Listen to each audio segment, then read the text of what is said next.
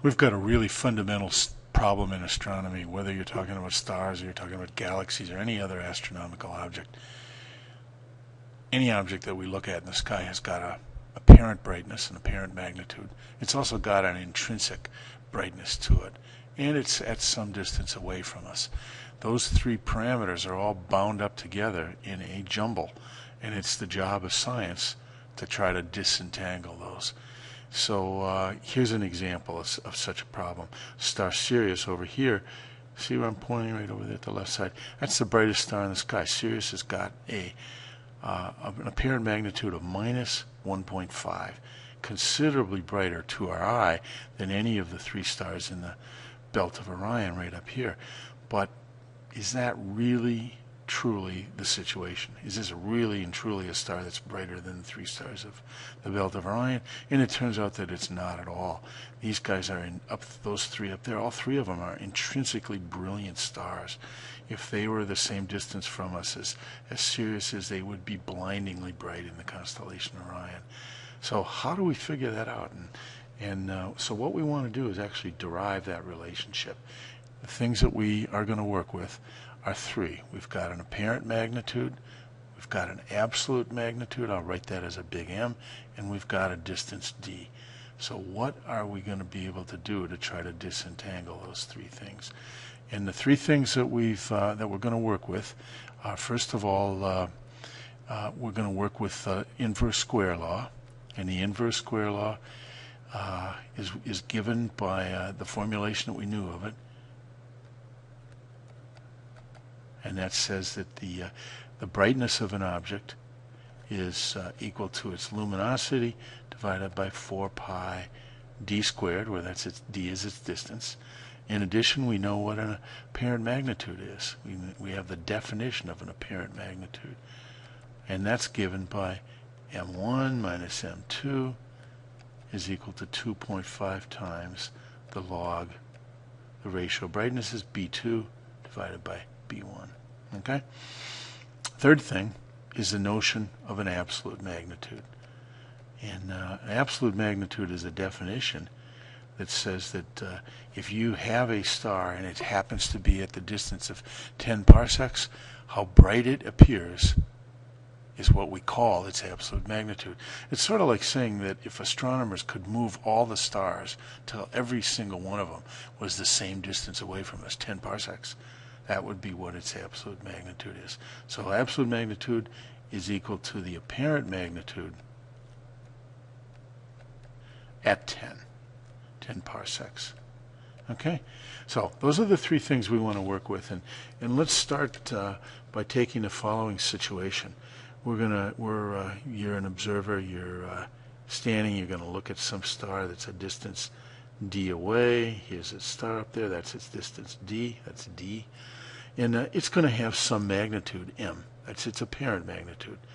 It will also have an absolute magnitude. Okay. But apparent magnitude is what you see in this situation. Now let's pretend, and astronomers can always do this, you pretend that you can pick up the star and you can physically move it until it's at a distance, it's the same star, and it's going to be at a distance of 10 parsecs. Okay? So there's the star right there. It's at that distance. We're going to look at it at that distance. It'll obviously be brighter than when we see it at its more distant location way back here. But what we want to do is write the equations that will describe it. So let me start by saying I'm going to write the apparent magnitude equation, and that's going to be m1 minus m2. But I'm going to let the 1 stand for its apparent magnitude at this distance out here. So I'm going to just write that as an m. And I'm going to let the 2 represent the position of the star when it's at a distance of 10 parsecs. So that's going to be minus m2, and that's going to be equal to m minus, well, what's the name for the apparent magnitude? If it's 10 parsecs away, it would be its absolute magnitude. M minus m, and that's going to be given by 2.5 times the log of the brightness at 10 parsecs divided by the brightness that it has when it's out here. So there's some brightness when it's out here, and that's however many, how much brightness an instrument would measure if we did that. So what we want to do is work with this equation. So let's take a step. Let me rewrite that equation. So what we've said is that m minus big M is going to be equal to 2.5 times the logarithm of the brightness of at 10 divided by the brightness at the distance d that it actually occupies. Well, let's write the inverse square law now for this. So I want to rewrite this part of it, okay? And that's pretty straightforward. Let's start by just writing the numerator, and that would tell us that brightness at 10 is equal to the luminosity of the star divided by 4 pi 10 squared, okay?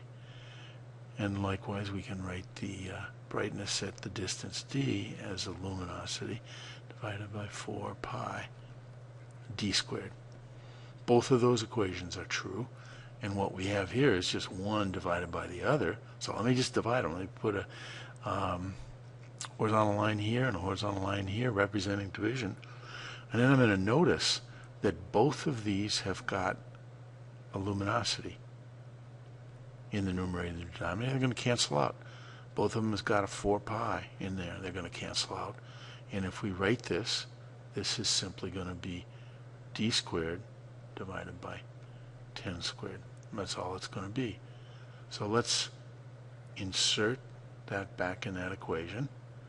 We're going to have m minus big M, apparent magnitude minus absolute magnitude, is going to be equal to 2.5 times the logarithm d squared divided by 10 squared.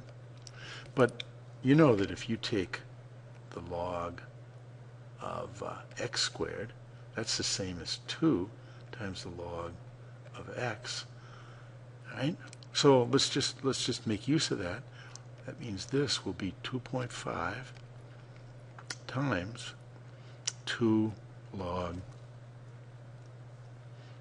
d over 10. Okay? That'll be in 2 times 2.5. There's a multiply sign right in here. That's just simply going to be 5 times the logarithm of d minus 5 times the logarithm of 10. What's this right-hand term? Logarithm of 10. That's a 1. So that means that this whole equation becomes little m minus big M is equal to 5 times the logarithm of d minus 5 times 1, which is just 5. And that is an extremely useful equation. We'll work with that when we talk about galaxies, when we talk about stars, when we talk about neutron stars or white dwarfs, or anything in between. This equation is true. And the crucial part of this equation was this step right here, where we use the inverse square law. This equation is just a fancy magnitude way of restating the inverse square law.